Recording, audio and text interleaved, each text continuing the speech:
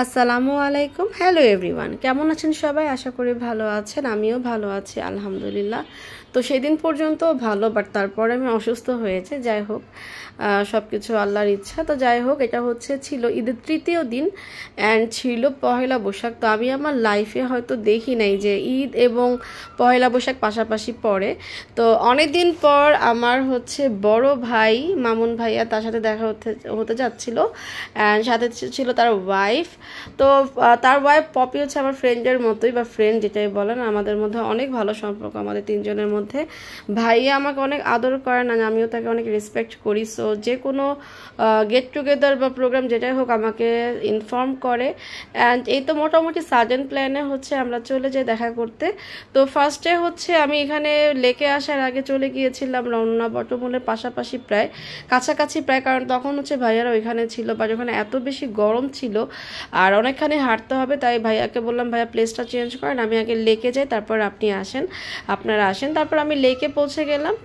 তারপর দেখলাম যে এত সুন্দর একটা বাঙালি ছোট্ট মেলার মতো বসেছেন এখানে। হাতের গয়না, মালা, তারপর ঢোল, তবলা, ডুগডুগি, অনেক কিছু, মানে একটা পহেলা বৈশাখে যা যা থাকে তা। তারপর আমি রবীন্দ্র সরোবরের ভিতরে ঢুকলাম আর এখানে একা একা বসেছিলাম। যেখানে কুকুরগুলো গরমে কিভাবে ঘুমাচ্ছে। অ্যান্ড এই যে বেলুন, এই যে এত সুন্দর মানে মোরগ মুরগির বেলুন, তারপর আরও যে কালারফুল জিনিস দেখে মনে হচ্ছিল যে আসলে আজকে পহেলা বৈশাখ চলছে। তবে এটাও ট্রু যে আমি আমার লাইফে এরকম ঠান্ডা পহেলা বৈশাখ দেখিনি।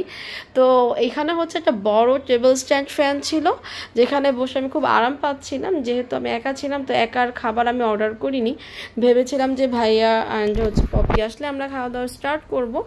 অ্যান্ড এখানকার লুচি চাপ আমার অনেক বেশি ভালো লাগে। আমি জানি না তারা খেত কিনা, বাট চা খেতে মন চাইলেও খাচ্ছিলাম না, কারণ আমার চা খাইলে পেট ব্যথা করে। তারপর না আমরা জায়গাটা চেঞ্জ করলাম যে আমরা এসি কোনো জায়গায় খাবো। তো এখানে চলে গেলাম বুমার্সে। তো ভাইয়ার পপির সাথে আসলাম, প্রায় বুমার্সে খাওয়া হয়। তো আমরা একটা রিক্সা নিয়ে চলে যাচ্ছিলাম বুমার্সের দিকে, যে রবীন্দ্র সরোবর থেকে বুমার্স অনেকটা কাছে, তাই আমরা এখানেই আসি। তো এই তো পপি অর্ডার দিচ্ছিল খাবার, অ্যান্ড আমি কিন্তু ট্রিটটা পেয়েছিলাম ভাইয়া অ্যান্ড পপির কাছ থেকে আলহামদুলিল্লাহ, অ্যান্ড থ্যাঙ্কস টু দেম। তারপর যে আমরা নিয়ে নেই 4 আইটেম, মানে রাইস, সাথে ছিল 3টা আইটেম আরও, বিফ, চিকেন, প্রন, যার যেটা ইচ্ছা। আমি নুডলস অ্যান্ড রাইস মিক্স করে নেই, পপিও নুডলস অ্যান্ড রাইস মিক্স করে নেয়, ভাইয়া শুধু রাইস নেয়। তো এটা আমার সেই ভার্সিটি লাইফ থেকে আমরা এইভাবে খাই এখানে আসলে। তারপর খাওয়া দাওয়া শেষ করে আমরা আবার লেকের দিকে চলে আসি। আর আপনারা খেয়াল করেছেন কিনা দেখেন, মামুন ভাই অ্যান্ড পপি দুইজনে কিন্তু ম্যাচিং ড্রেস পরেছে, যেটা সবচেয়ে বেশি আমার চোখে লাগছিল। আজ আমি জিজ্ঞেস করলাম, বা তোমরা তো ভালো ম্যাচ করেছো। অ্যান্ড ওরা রেড অ্যান্ড ব্ল্যাক পরে, অনেক সুন্দর লাগে। মাশাল্লাহ মাশাল্লাহ, সবাই তাদের জন্য দোয়া করবেন। অ্যান্ড এখানে আমি গানটা যদিও কেটে দিয়েছি, বাট গানটা রাখা দরকার ছিল। এখানে গান হচ্ছিল, এখানে বাউল গান হচ্ছিল, অনেক সুন্দর, অনেক বেশি ভালো লাগছিল। অ্যান্ড এখানে যে মা, মেয়ে, ছেলে অ্যান্ড বাবা মিলে মানে বাদ্যযন্ত্র বাজানো, ভয়েস দেয়া, মানে সব কিছু ওনারাই করছিল। দেখতে আমার এত বেশি ভালো লাগছিলো। অ্যান্ড যখন আমি এটা দেখছিলাম, তখন আমার মনে হচ্ছিল যে হ্যাঁ, আজকে পয়লা বৈশাখের একটা আসলে ভাইব চলতেছে। অ্যান্ড যেটা আমি বলি যে এই যে আপুটার ড্রেসটা আমার এত বেশি ভালো লাগে, কারণ ওরা ছিল উপজাতি, অ্যান্ড উপজাতিদের ওদের ড্রেসগুলো আমার অনেক বেশি ভালো লাগে। আমার নিজেরও একটা আছে, আমার বোনের আছে, আবার আমি কাজিনকেও বানিয়ে দিই। তো যাই হোক, এক টপিক থেকে আরেক টপিকে চলে গিয়েছি। যেটা বলেছিলাম যে আমি আমার লাইফে এরকম ঠান্ডা পয়লা বৈশাখ কখনো দেখিনি।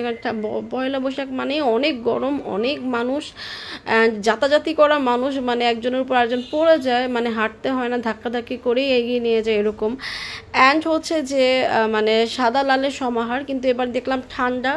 অ্যান্ড সবাই যে সাদা লাল পরেছে এরকম না, বিকজ আমি নিজেও পরেছি গ্রিন অ্যান্ড অরেঞ্জের একটা কম্বিনেশনের একটা ড্রেস। অ্যান্ড আমি এবার কোনো শাড়ি বা সালোয়ার কামিজ পরিনি, আমি পরেছিলাম একটা লেহেঙ্গা, যেটা দেখলে আপনারা কতখানি বুঝতে পেরেছেন জানি না।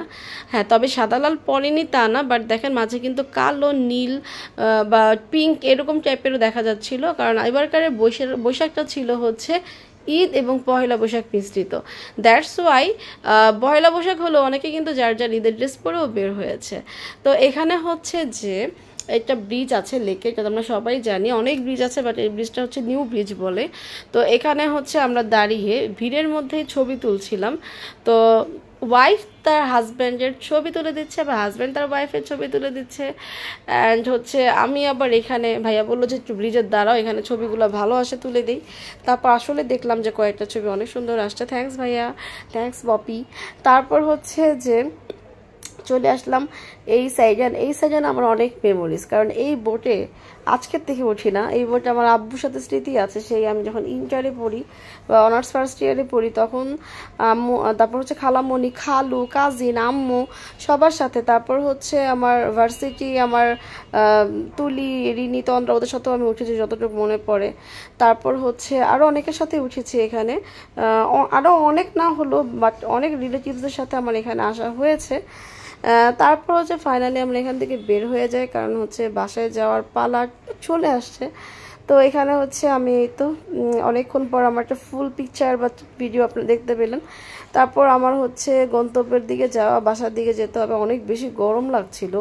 তারপর অন্যান্য দিন আরও বেশি গরম থাকে যেহেতু মানুষ কম ছিল। তারপর আমি যে চলে যাচ্ছি, আমি হচ্ছে যে এই রোডগুলো হচ্ছে আমার আগের ওয়ার্ক প্লেসের রোডগুলো ছিল। অ্যান্ড আমার এক্স কালিগদের সাথে আমি এখান দিয়ে ওদের বাসায় যেতাম, ওদের সাথে এখানে আমি খেতাম, আড্ডা দিতাম, গ্রিলড ছিল আর অনেক কিছু। তারপর ইবনে সিনা রোড, মানে আমার সবার কথা মনে পড়ছিল, খুব মিসও করছিলাম আসলে কখন কোথায়, মানে যেটা একটা রেগুলার লাইফ ছিল এখন আমি এক জায়গায় ওরা আরেক জায়গায়, মানে কেমন একটা ব্যাপার হয়ে গিয়েছে। যাই হোক, তো ওভারঅল যেটা আসলে অনেক বেশি ভালো গিয়েছে টোটালি। তো আজকে এই পর্যন্তই, সবাই আমাদের জন্য দোয়া করবেন। আল্লাহ হাফেজ।